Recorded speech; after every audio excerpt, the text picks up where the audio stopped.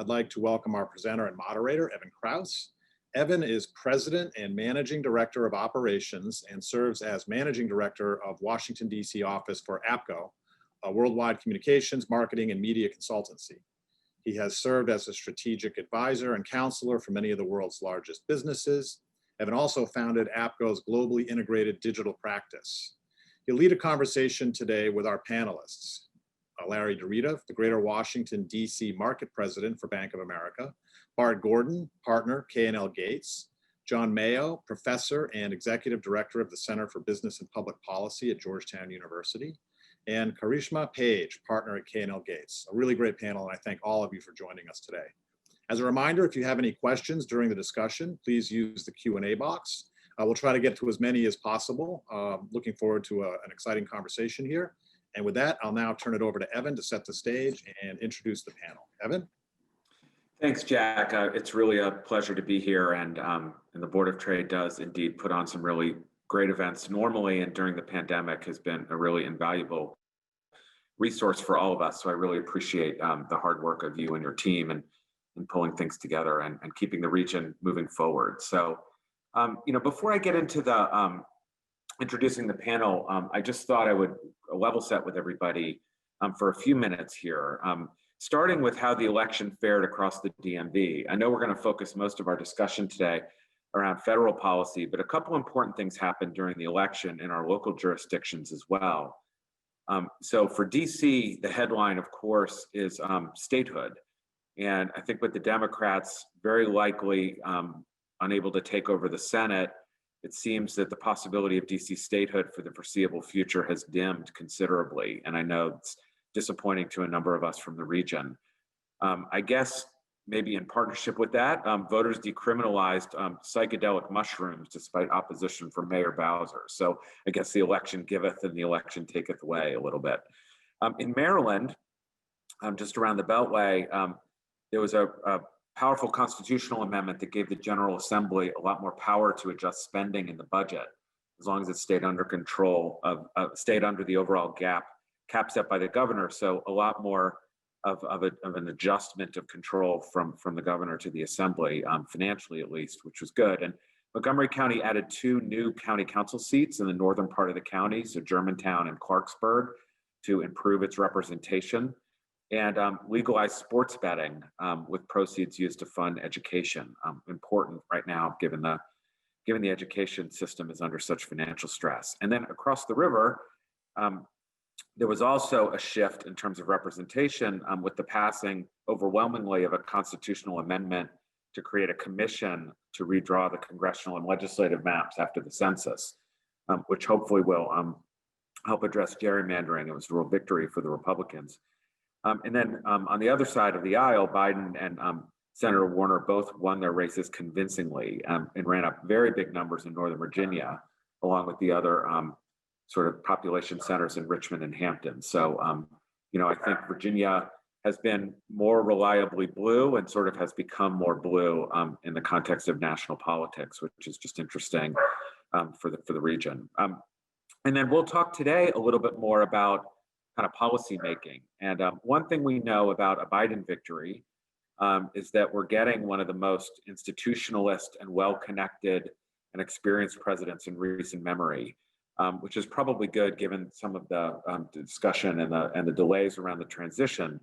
Biden will not have a real welcome to Washington honeymoon, given that he's so experienced as the first years of Clinton and Bush 43 and Obama and Trump, those administrations had to deal with, which is going to be important because most pundits are saying that Biden will have the fullest inbox since probably FDR in terms of an incoming president having to deal with, a number of crises at the same time. And so today we'll talk a little bit about the recovery from COVID-19 and the focus on healthcare, including the rollout of the vaccination program and how we're going to boost international cooperation. We think these are all going to be hallmarks of a Biden administration. And then we still have issues to wrestle with regarding the Affordable Care Act and other things.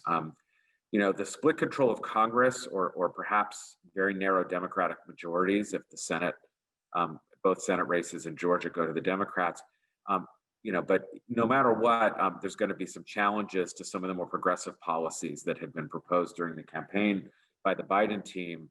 And so we're going to talk today a little bit about the possibilities of whether there's going to be large-scale COVID recovery economically, other Democratic kind of wish list items like raising the federal minimum wage and paid family leave and Medicare public option, infrastructure spending, some of those kinds of things. But at the same time, we know that Biden will probably push through some policy priorities through executive orders. So we'll talk today a little bit too about the possibilities of reinstating some environmental regulations and rejoining the Paris Accords, lifting some immigration restrictions on family and worker visa categories, which could help some businesses in the region, as well as shoring up healthcare regulations associated with the Affordable Care Act that might drive some cost, but might also sort of eliminate some uncertainty around the healthcare law. So we have a great group of people to talk about this. Jack introduced them briefly, but let me give you a little bit more detail on the backgrounds of my co-panelists so that we know what they're talking about. Larry Rita is the market president for Greater Washington of Bank of America. What that means is he's responsible for the banking and investment resources for businesses and families and individuals throughout the region. Many of you are probably Larry's customers.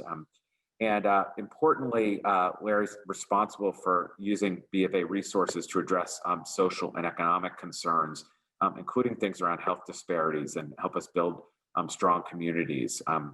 And that's obviously a passion point for Larry, given his numerous engagements in the community, along with his experience on Capitol Hill and the DoD, and having worked in the area most of his professional life.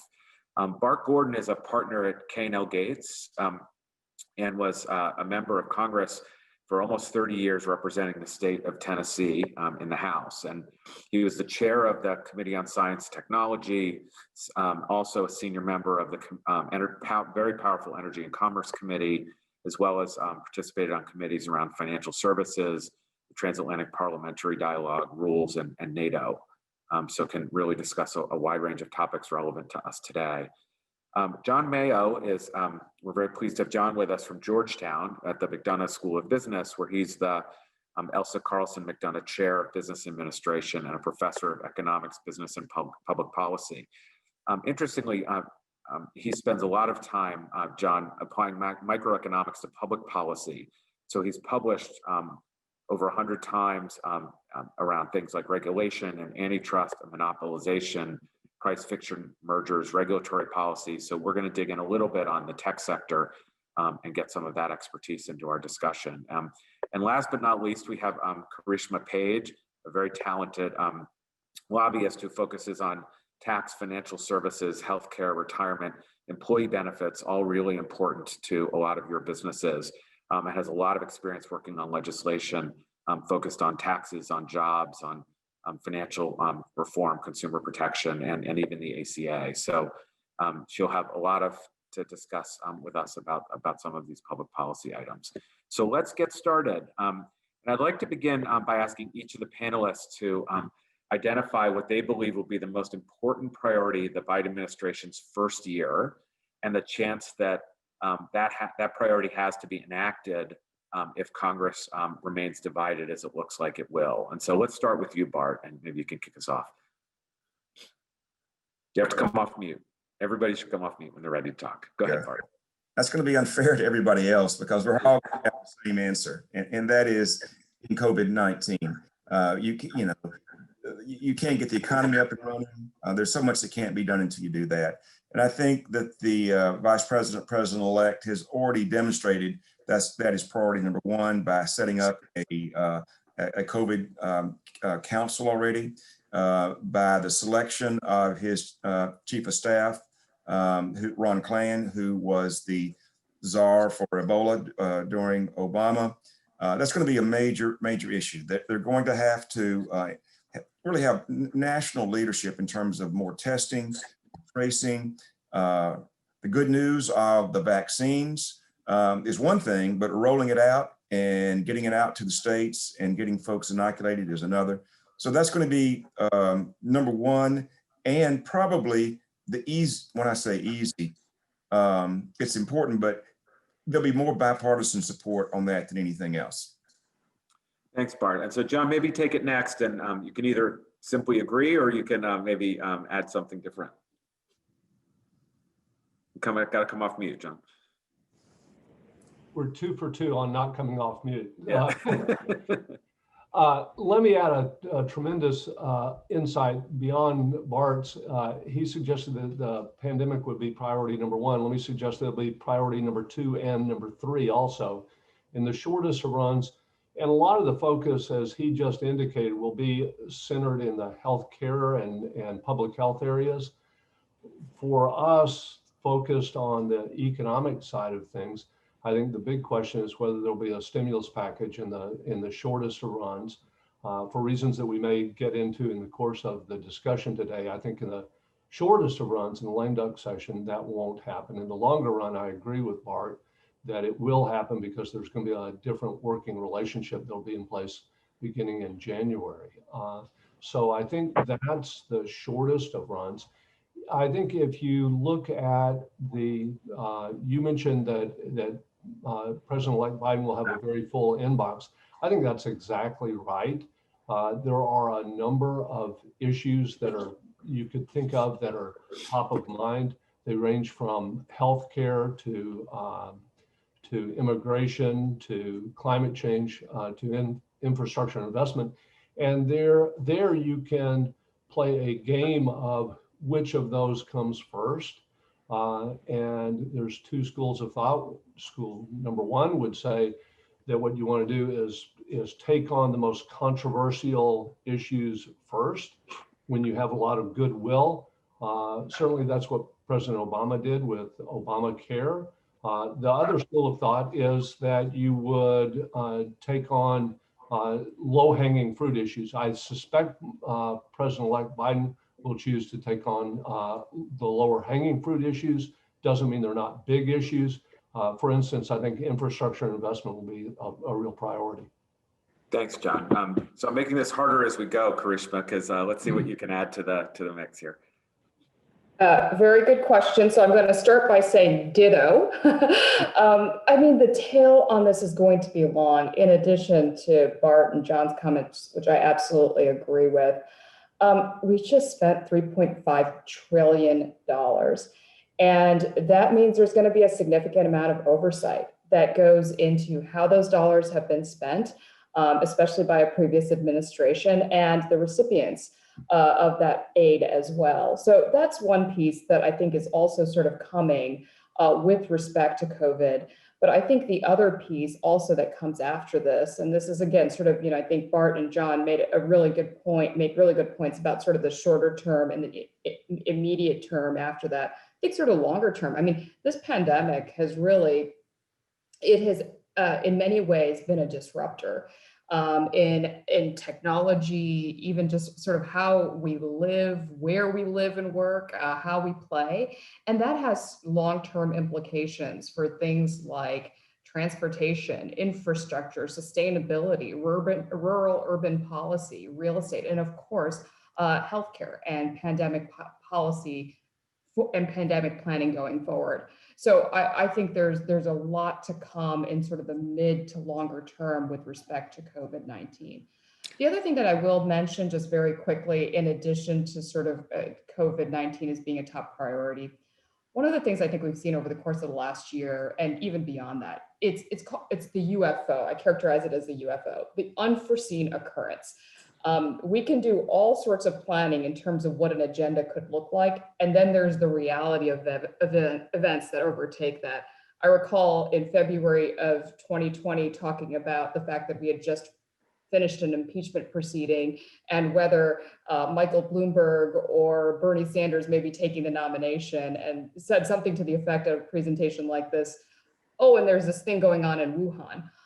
Never in my wildest dreams did I think we'd be here 8 months later. And I think that's sort of a reflection of the fact that things are moving so quickly, and there's just going to be a reality of reacting to what is in front of us, that sort of planning for the unforeseen is going to be something that we just need to sort of take account of.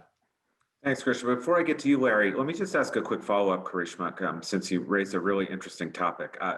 The PPP loans, and maybe Larry, you have something to say about this too, given your role at Bank of America. But there's been a lot of narrative in the media about forgiveness of those loans and scrutiny of those loans and auditing of those loans. And so I'm struck by your comments about a new administration looking askance a little bit about what the prior administration did in administration. I don't know how many folks on this call listening in took PPP money, but I imagine there are some. And a lot of the conversations, I think, coverage in this region, at least, beyond sort of the sports teams and the celebrities taking money, it's been about K Street firms and professional services firms in Washington. So I'm just curious whether you think the rules are going to change based on what was published at the time of initiation of those loans and what folks on the call should watch out for. Evan, it's a really good question, and certainly welcome the comments of my fellow panelists as well. So I think it's important to sort of think about, you mentioned PPP. I'm also going to put in there the Provider Relief Fund that was running through HHS related to on the healthcare side. So interestingly, I think SBA recently came out with some forms requesting information of participants in the PPP program that received certain levels of loans, requesting a lot of information. I'm not necessarily sure that the Biden administration is going to be necessarily focused on sort of retroactive changes of the rules of the road.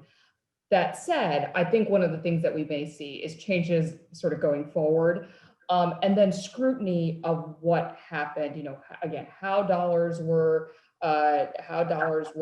spread out, what that may mean from an oversight perspective. And I don't mean that only from the administration side, but it could certainly be, on the congressional side as well, with respect to Congress's oversight function. And I think the same goes for the Provider Relief Fund. Again, probably not huge changes in rules in terms of what's already in place, but perhaps going forward. And then again, more scrutiny as we look ahead. And it could be, again, on the government side, it could be in terms of the recipients, it could be from a reputational perspective, as as folks start looking at this from a public interest perspective about where some of these dollars were spent, and some interesting stories that come from that. So Larry, why don't we pivot to you? I don't know if you have anything to add on the PPP side, or just to weigh in on Biden priorities if we haven't covered anything. Yeah, no, sure. Thanks a lot. And thanks, first of all, to you and Jack and the team for putting this together, because you have done some terrific engagement throughout the pandemic, and we appreciate the chance to be part of it. There's the old joke, which I don't think I'll get right, but, by the time everything's been said, not everybody has said it. So I'll stop. I'll agree with Karishma and Bart and John on the priorities. I think, and I'll talk about PPP in a second. I do think we should. Most of the discussion was about his legislative agenda, and we know what that agenda looks like, and Bart and John and Karishma talked about that. He's got an executive agenda too, and I think most presidents come into office with a slate of executive orders they intend to issue, and I think we should all anticipate. We've seen plenty of reporting around this, and the Biden team has indicated priorities around immigration-related executive orders. We should expect to see. The incoming administration has indicated its desire to get the United States back into the Paris Climate Accords. Those are things that can be done through executive order. So I think we'll see this sort of two-phase flurry of executive orders. I think President Trump and President Obama each issued 30 or 40 executive orders in their first 10 days. They become sort of an interesting way for administrations to set the tone early, and so I think we all expect that. And then the legislative agenda that Bart and John and Karishma talked about, I think, is the one that everybody anticipates. Everything depends on the pandemic and addressing the pandemic. The underlying economy is sound, generally speaking. If we can resolve the pandemic, we can get back to a relatively healthy U.S. economy. And we see shoots of that with the jobs reports that we've seen recently. But clearly the pandemic is everything, and that is the right priority, because, again, if we can resolve that and get past that, there's an underlying generally healthy U.S. economy and global economy for that matter. And we anticipate, our own experts see economic growth next year in the 4 to 5% range around the world, assuming, again, that we continue on the trends we're seeing now. On the Paycheck Protection Program, it's interesting because there actually is, this is the program everybody loves to hate, but it was a highly successful program, and it put $500 billion of liquidity into businesses around the country. Here, right here in the DMV, Bank of America alone helped about almost 12,000 small businesses with PPP loans, and that's these are, the average loan was about $80,000. These are very small loans. The average, about 90% of those companies are 10 employees or fewer. So everybody appreciates the scrutiny, and there should be scrutiny about how the money's being distributed, and there will be audits, and that's actually taking place already. The SBA is auditing, as is the Oversight Committee on the Hill. And that should happen, and it will continue. But there's general consensus on the Hill around the success of the program and the desire to extend it. And actually, the generally viewed version that we expect to see come, if there is some kind of a stimulus package, will make it even easier for companies to get $150,000 and below size loans, would have a lower documentation requirements, et cetera. So there is this tension between making sure the money is spent correctly, stopping fraud, and the lenders are all focused on that, as is the government and the right places of the government. But there's also a desire to see even more of that money get pushed out, because it was really a successful program and it deserves to be continued. It was a really bipartisan program and a successful program, and hopefully we will see some more of that coming forward. So Larry, quick follow-up for you. Evan, if I could, go ahead, real Bart. quickly. Sure. Obviously, we all agree that COVID is the #1 issue, but this administration is going to have to chew gum and walk at the same time. They can't just be focused on the one issue. As John said, they've got a big inbox. Let me just give you a couple of more of the big ones. As Senator Biden was chairman of the Foreign Relations Committee. Vice President Biden was really Obama's designee to world leaders.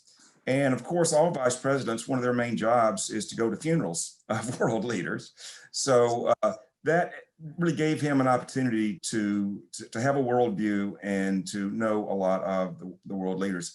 I think you're going to see him very soon, obviously engage on the phone with people, but he's also going to call, I think, a summit of the democracies.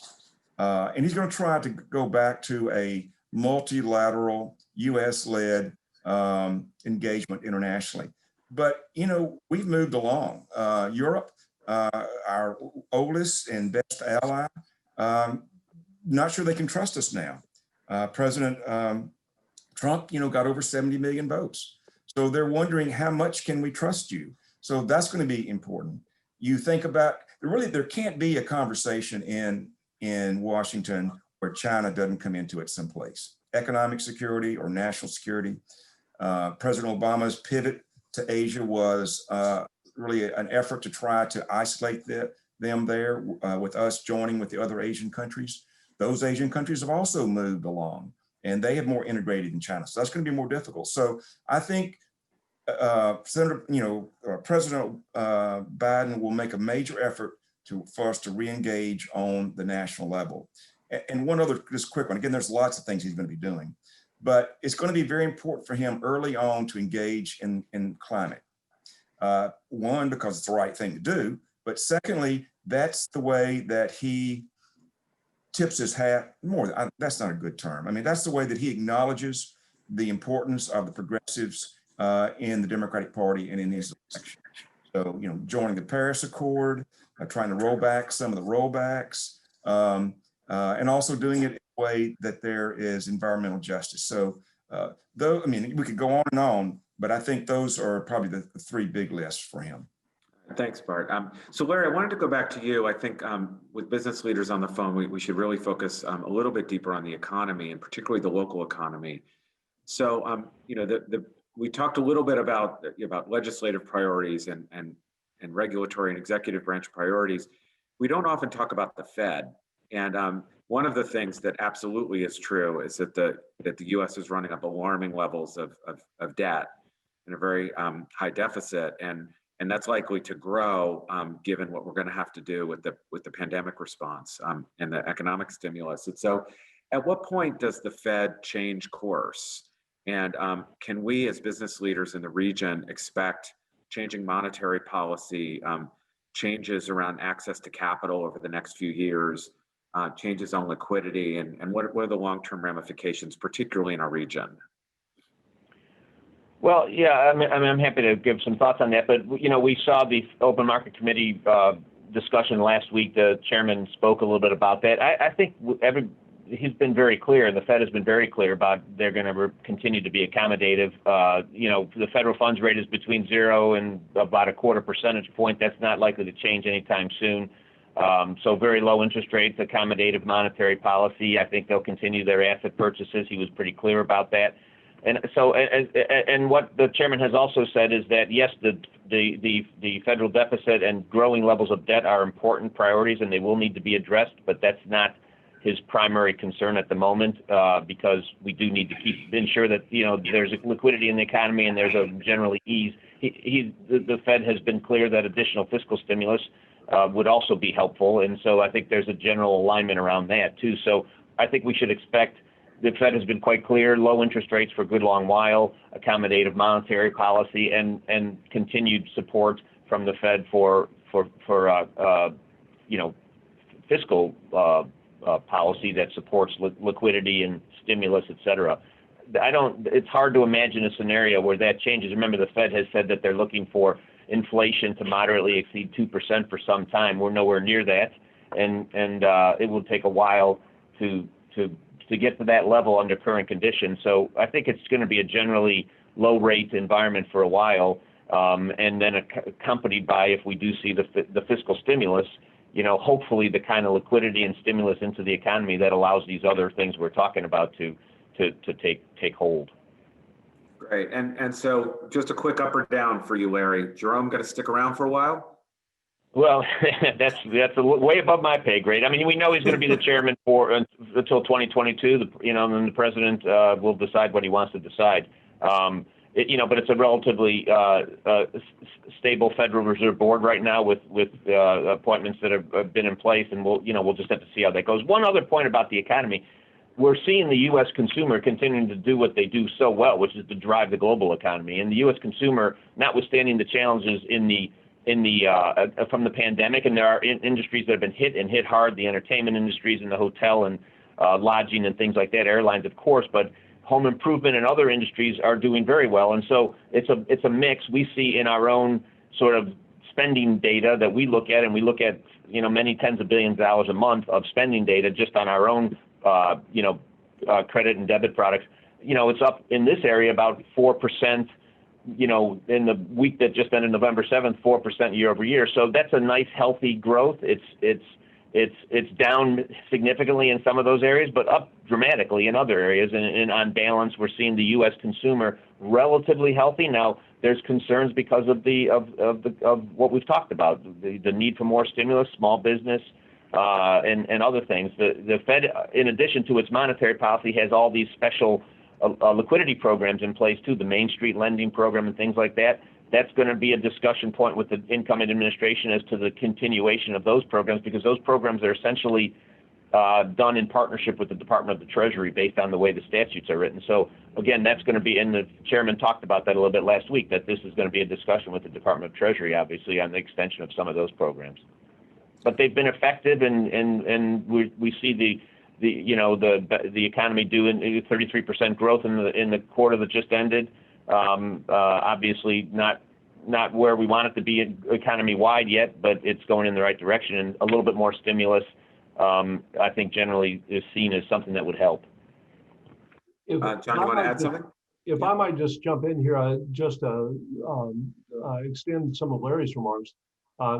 This has been a recession that has been massively demand induced. Our economy fell dramatically in the aggregate, and it is exactly the sort of recession that lends itself toward the stimulus policies that Larry talked about and have been implemented.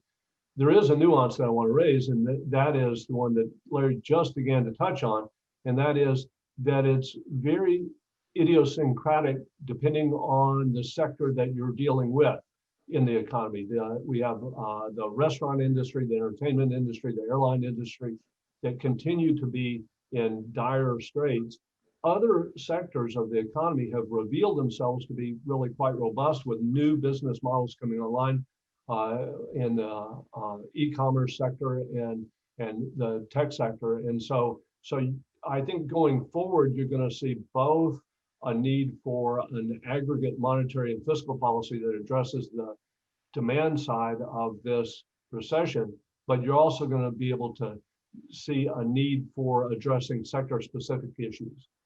That's great, John. Thank you. So we've covered the balance sheet and access to capital, and we've focused on the top line and growth. Let's move down the P&L sheet a little bit and go to you, Karishma. I think the other thing on everybody's mind is tax policy. Both for business owners that are worried about kind of individual taxation and wealth tax, business owners that are interested in what might happen with corporate taxes. Somewhere, sometime, someone's going to have to pay for all this stuff, and I think we all worry it might be us. So maybe you can give us a sense of what's going to happen. It's a good question, Evan. We're aware on the campaign trail, the president-elect was certainly focused on rollbacks to the TCJA as a top priority. And what was characterized on the left as a review of the tax code to ensure shared burden, and that both implicates the corporate side and the individual side. And, again, my expectation here is that we're likely going to have a Republican Senate. And so in that regard, if we do have a Republican majority on the Senate side, it creates significant headwinds on these priorities that the president-elect had on the campaign trail. And what that means is we're going to really have to focus on negotiation, compromise, with each party sort of giving up to get something. Now, that does not necessarily mean that nothing gets done on the tax side. Certainly the parties come at tax policy from a very different perspective, but I think there are areas of shared priorities. The starting point, of course, is COVID. I think what we've seen in recent COVID relief packages, both on the House Democratic side, the Senate Republican side, which are going to be foundational to the next package, really focus on where tax policy can be stimulative and areas where there's need. So certainly issues related to employee retention, issues related or tax policies that are aimed to support bringing people back into the workplace and the necessary changes that need to be made to a workplace in order to make it safe. So I view that as an initial set of priorities where there will be bipartisan support. And then from there, I think we then move to the issues of, where there can be broad-based stimulus. We've often talked, there is interest, bipartisan interest in an infrastructure package. That certainly could gain some momentum. The big question on infrastructure is always going to be, how are we going to pay for it? So that does create, some limitations, especially in the environment that we are in with the amount that has been spent to date. But another way of looking at this is also sort of the opportunity zone model and see if there can be some expansions in that space. Other key areas that I just touch on quickly is where there have been shared interest. One area where both parties have demonstrated interest is this idea of onshoring production. And really focusing on production in the United States, discouraging it from going offshore. And there's been interest on both sides of sort of a carrot stick approach. And I could see that getting rolled into subsequent packages down the road. Retirement security is another area. Now, again, with all of these, what you don't hear me saying is sort of real significant changes to corporate and individual rates. I don't think that's necessarily where we are at this moment. But where we see areas of interest around the edges. One other thing I'll make a point of is, again, digital taxation is going to be an area of focus. Certainly, this is not only a policy discussion now in the United States, but is certainly happening internationally as well. So eyes are going to continue to be on the OECD in terms of the global approach on a digital economy. Unclear exactly.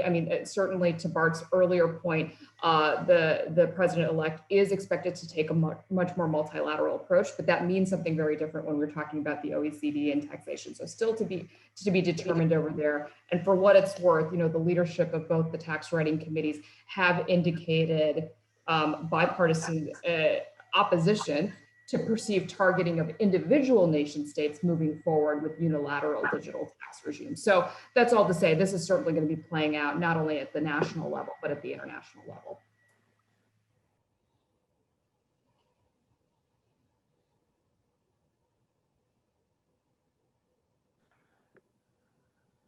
You guys hear me okay?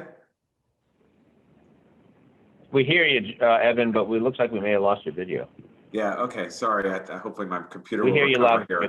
I'm glad No you can problem. hear me. So Karishma, let me give you a quick follow-up. On a scale of 1 to 100, give me a percentage likelihood that the federal minimum wage will change. Oh, 1 to 100. Oh my goodness. I would put it at, I'd probably put it at 30%. I think it's, you know, again, there's an area of interest here that has been bipartisan interest, even earlier in the Trump administration. But that minimum wage level that we were focused on at that point was sort of in the $10 range, right? Where the Democrats are, at least on the House side, is either $15 living wage or something like a regional top level. I'm not sure this can be reconciled. And again, it's very partisan. And so I'm not clear we're going to get there. Now, the issue I think that's also going to be of interest is to see sort of the discrepancy at the state and local level. What we are seeing is progressive and conservative jurisdictions moving in a different direction, which creates sort of this patchwork of policy, and whether that, you know, creates even more pressure at the federal level. So I would put it at probably sub 30%. But again, I think, you know, it may be dependent on where we are from a broader national perception perspective as we go into the next few years. And the one other thing I'll mention on this point is, certainly there's been, you know, a moderation on the White House side. If there is that Republican Senate that needs to confirm, certainly a moderation, I think, on the House side. But one of the things to watch, especially in a debate like this, is the number of senators, Republican senators, that are up in 2022. 12 Democratic senators that are up, largely in very safe seats. A number of Republicans up in states that are increasingly purple. So areas like this may be of interest as we move into that latter part of this Congress. Thanks. So let's go there, Bart. I know you're a House guy, but let's take the train underneath the Capitol and go to the Senate side for a minute, where all eyes are focused. And you know, Biden is saying a lot of nice things about reconciliation with Republicans. The theory of the case is that because he's a senator and he's built these relationships over decades, that the Republicans will be much more likely to work with him than they were with even Obama. How do you gaming this out, and what specifically do you think, kind of beyond the headlines, do you think Biden will do to make nice? And what do you think the Republicans will do, if anything, to move in Biden's direction? And what does that mean for for what we can expect as business leaders on the phone? Well, I am a Democratic House guy, but we used to say that the enemy was not the Republicans, it was the Senate. Let me maybe start with giving everyone some financial advice, and that is to buy stock in newspapers, radio stations, billboards, Georgia, or around Georgia. You know, there was $13 billion spent in the last election, $13 billion. And I cannot overemphasize the importance of the 2 Senate seats in Georgia. They're not just 2 Senate seats. They determine whether or not there's going to be a Democratic majority by virtue of having the vice president cast the 51st vote, or a split government. The Senate has long since gone from a majority rule, 51%, to the filibuster, or 60 votes. So it's going to be very difficult for President Biden to be able to do much more than minimum things in the Senate. And so let me tell you why it's so important. Karishma was talking about taxes earlier, and there's a process called reconciliation that only that you can do it 3 times a year. It deals with taxes, it deals with debt, it deals with revenue. And it only need 51 votes to be able to accomplish that. So that's how the ACA, or so-called Obamacare, was passed. That's how the Republicans passed their tax bill. So if there's going to be a rollback of the Republican tax bill, it has to go through reconciliation. So that is very important. Also, there's something called, there's a process for congressional review. Congress has 60 days, but it's not like, you and I 60 days. Congress's 60 days is 60 days when you're in session. So that might be 4 months, something like that, where they can go back and again, with just a majority vote, undo some of the regulations that have been promulgated during the Trump administration. So those are very big deals. Everybody, knows that. And so it's going to be a knockdown, drag out fight in Georgia. So I think your question was somewhat premised on what if Democrats don't get the majority. Well, I guess there's one more aspect to that. If they get the majority, then he's going to be very much pushed by the progressives to do away with the filibuster. He's an institutionalist. I don't think he wants to do that. I think what he will do is just like he doesn't want to pack the Supreme Court, but he's going to have a task force to look at judicial reforms. He'll have a task force to look at sort of Senate reforms, and hoping that they don't have to do away with the filibuster, but can find a way for it to function without being in this complete, 60 vote kind of gridlock. There's been a lot of talk about the friendship that, Senator Biden had with Senator McConnell and others. And I think that's true. But just, you need to understand that the 2022 election has already started.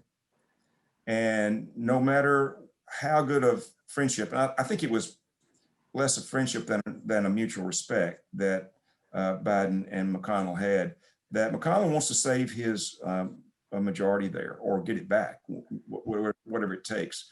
And so if he thinks that gridlock helps, that's what he's going to do. If he thinks some cooperation will help, that's what he'll do. So we're going to have to just let that play out a little bit more. Thank you, Bart. And Larry, going back to these questions about infrastructure spending and transportation ramifications and a little bit on climate, we obviously live in the DC area. There's a tremendous focus on transportation here. Volkswagen Audi is based here, and Bechtel is based here, and that we have a very interesting relationship with Metro and a lot of construction and federal projects. If government spending goes up, it's good for the defense contractors and the like. What do you think is going to, as you sit in your Bank of America seat for the region, and you think about how a stimulus might cascade into our region, what do you think that we should be expecting, particularly infrastructure? I mean, you actually kind of spoke to a lot of it, Evan. I mean, the Board of Trade is a terrific sort of leader in generally speaking in infrastructure in the region, and I think the kinds of activities that the Board of Trade is deeply involved in around connecting the connected DMV, for example, but and that's physical connection, the digital connection, cyber, all of those priorities are targets for infrastructure improvements, infrastructure spending that are likely to come through Congress. And this infrastructure is a little like PPP. Everybody loves infrastructure, and I would imagine if back to John's earlier point, if he's looking to get something done early that demonstrates some level of comity and some level of achievement, infrastructure spending would be pretty high on the list. And again, because we know that the DMV is many people on this call, I'm sure some of our great clients, but others in the construction trades and in the transportation and others are going to be active if you look around, the DMV already are. Now, granted, there's been an impact because of the pandemic, and we've seen that. But I think, again, in the same theory that if you move through the pandemic and get to the vaccines and get to the other things, on the other side of that is a pretty strong and healthy opportunity, and infrastructure will be one of the big drivers of that in our region in particular, but I think around the country. That's the general sense, and so there's opportunity. I mean, we've seen some overbuilding. There's construction. There's commercial real estate. There's always commercial real estate. questions when you get to this level at this point in a cycle, and the cycle was a little abbreviated because of the pandemic. But again, if we come through on the other side of it, you know, you always want to make sure that commercial real estate is stable and growing and it's healthy, and that's a factor always. But this is an important region where we know there's big projects in place, Amazon and some of the other things that are still anticipated. So, you know, and we've got great leaders in that space in this market, you know, here in the DMV, who have great foresight and have managed to really put the DMV on a great footing around, you know, commercial development and stability and growth. And this is a high growth area ultimately. So I think all of that would bode well for our market. Thanks, Larry. So John, please let me make this is really important. Let me just add a little bit to that. When we talk about infrastructure, we're not talking about just roads and bridges. This is big infrastructure. This is roads and bridges, broadband. This is schools, hospitals. President Biden not only wants to build, but he wants to build back better, resiliency. So it's a, you know, there's a lot to it. On Capitol Hill, there's sort of almost a running joke that this is so important that next week is going to be infrastructure week, but we never get to infrastructure week because nobody wants to pay for it. So I think that what will probably happen is there'll be a scaled back amount of infrastructure. There'll be a little bit of pay for, and then there'll be some winking and nodding and put some more into the sort of a stimulus bill and try to pack it together that way. All right, thanks, Bart. John, I wanted to get to you. Maybe because I want to keep us moving on into different topics. If you have anything on infrastructure, you can, but I really would love to get your opinion about tech. Larry mentioned Amazon coming to town. Conveniently yesterday, or perhaps unconveniently yesterday, the European Commission announced an investigation into Amazon on antitrust grounds. You know, we have the Google case sort of hanging as a little bit of a sword of Damocles in the Justice Department around antitrust. And so we've had, as you described, this tremendous growth in adoption, acceleration, and pickup of technology, very important for our region economically and from a skill set perspective. Yet there's this counterculture now politically about taking on tech, cooling it off, scaling it down, giving it less power and authority. Maybe you could tell us what we should expect as all of this sort of reconciles itself. Are we going to have a major shift? Is there going to be a major case, a major finding against one of the big tech companies? And what will be the likely ramifications of that on our region? Great question. I'll try to be succinct because I know you wanted to get to some Q&As. First, though, let me add to or amplify something that Bart just mentioned in terms of the infrastructure. Even if he is exactly right, and I suspect he is right, that there will be a reduction in the sort of ambitious levels of investment in infrastructure planning from the Biden camp, the numbers here are staggering. The Biden administration proposed $2 trillion in new investment in infrastructure. To put that in perspective, we spent $175 billion on the entire Apollo project to get to the moon. So even if we cut by half the Biden administration's plans, you're still looking at a prodigious amount of investment, new investment. Now, with respect to your question about the tech sector, I think a lot is going to play out over the next 4 years, but I think a good place for the people on this panel and on this call to begin is to recognize that I think the Biden campaign has made it very clear that President Biden will govern from the center. And if that's true, and to the extent that that is true, what it will do, I think, is tamp down a bit of the hyperbolic rhetoric on both the political right and on the political left.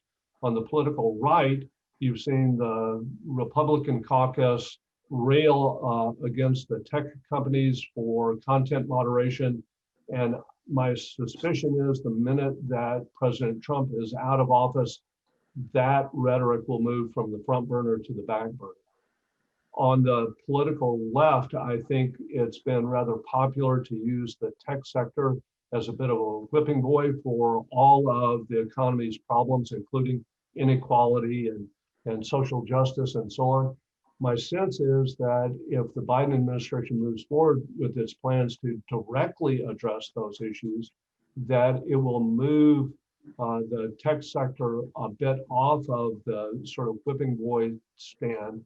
And it will ultimately, I think, move us from a position of sort of hyperbolic rhetoric about the tech sector to sort of a more pensive approach, a more thoughtful approach to the tech sector. It doesn't mean, we should be clear, it doesn't mean that the competition policy and antitrust momentum will stop dead in its tracks, but it will become a bit more of an adult-like perspective rather than driven by rhetoric.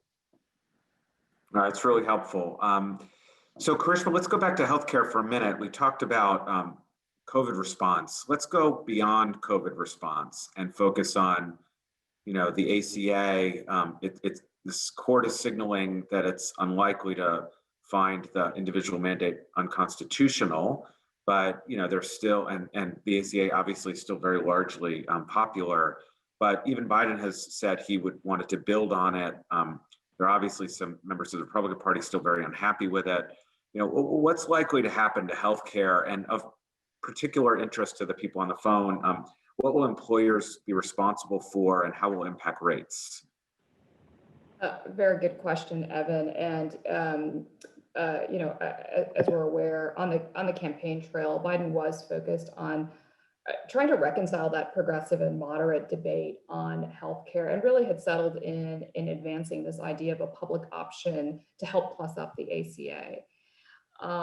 And again, this is another area where I think the ambitions are going to be moderated by a likely Republican Senate. Now, Bart's points on the reconciliation piece are incredibly important. Now, if the two seats in Georgia flip, we're going to be in an entirely different world, and you can sort of reverse all the statements I made on tax and on labor and even on healthcare. But I'm going to work under the assumption that we have a right-leaning Senate. And if that's the case, the first order of business is getting the decision out of the Supreme Court. As you indicated, the arguments were this week. It seems like there were sort of two grounds of questioning that indicated where the justices may be. First was around the question of standing. So that can mean that the case is dismissed entirely. And then the second question was the question of whether if the individual mandate is declared unconstitutional, whether it's severable from the rest of ACA. And there seemed to be indications with the questions that the justices were skeptical of that argument, that instead, that if the individual mandate is declared constitutional, that it is also determined severable from the rest of the ACA, and ACA is left to stand. So again, we're expecting the decision in this case in the first half of 2021, which is going to be implicating then what the policy objectives are going to be. Another key aspect of this is what the public perception is going to be. And that's not only going to be colored by the SCOTUS decision, where we are on ACA, but coming out of a pandemic. So if the ACA stands, I think it is going to be really difficult to sort of build up to the extent that the Democrats would like to. But I think there is going to be a focus on bipartisan policy. And bipartisan policy, again, it sounds like that may be a little bit of an odd statement in the healthcare arena, but I don't think that's necessarily the case. Where we can look to is healthcare stabilization, surprise billing, price transparency, possibly drug pricing. Now, these are all issues related to what I would characterize as sort of the pricing models dealing with providers and insurance companies, rather than focus on access and affordability. And in many instances, such as surprise billing, price transparency, a lot of work has already been done on a bipartisan basis there. You asked the really good question of what does this mean for employers? My sense is probably very limited. I think, again, it's going to be very much dependent on what happens in the SCOTUS case and whether ACA stands. But to the extent it does, I think the employer responsibilities are going to be very consistent with where they've been. And so I don't think that that's necessarily going to change things. Now, where there may be changes is to the extent that there could be some additional healthcare stabilization and some issues related to, again, the surprise billing and how those debates are deliberated, that could then result in some changes from a cost perspective, and that cost sharing and how those responsibilities are divided up between the various participants in the healthcare system, i.e. providers, insurers, and employers. Great. Thanks, Karishma. So John, maybe you can keep this one to 2 minutes or so or less, but there's a question that came in from the group about with state and local government. So given that we talked a lot about the federal dynamics at play here, what do you think the priority should be for our state and local officials? And, you know, should they be focused on their own kind of programs to reinvigorate the economy? Like I know Charlotte has just launched a program that we helped with on sort of bringing businesses there. You know, what other preparatory things do you think that local communities should be doing? Well, there are constraints at the state and local level that don't exist at the federal level. Most states have balanced budget, or all states that effectively have balanced budget limitations that don't exist at the federal level. So they're going to be much more constrained, and especially coming out of a pandemic, the fiscal challenges that states and localities are going to have are going to be prodigious. But a lot of sort of idiosyncratic popping up of policies is happening at the state and federal level. Karishma spoke earlier about the notion of a federal minimum wage. I think you'll see a lot of action at the state and local level that will continue. There certainly are always going to be issues of entrepreneur and enterprise zones that will come up at the state and local level. So I think you're still going to see very active policies, but they'll be constrained by the fiscal reality that we're coming out of the pandemic.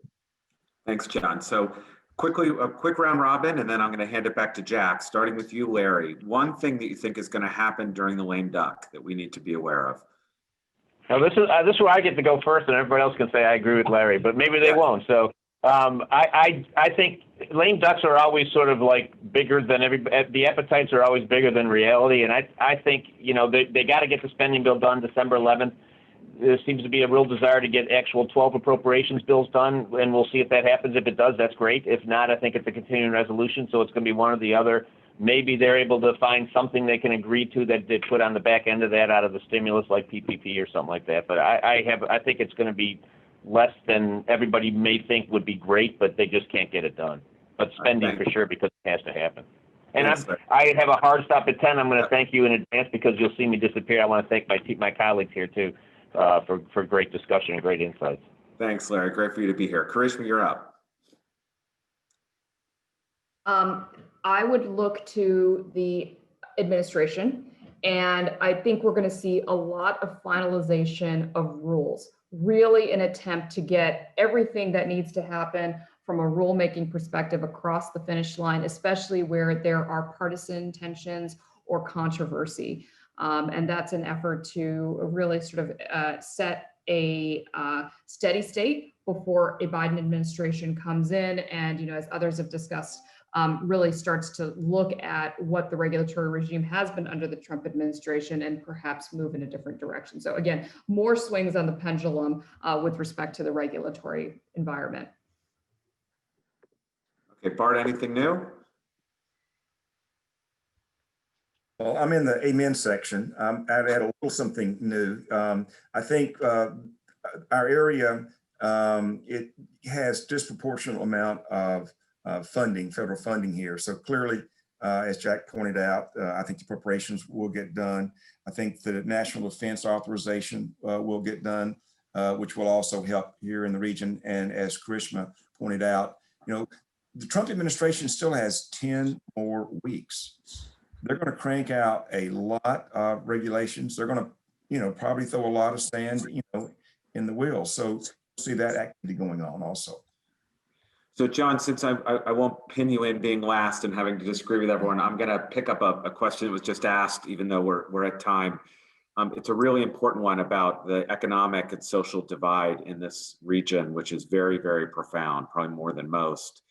What do you think that this administration is going to do, and I mean federal, state, local, to make sure as the economic recovery happens that we do something to close the economic and social divide we have?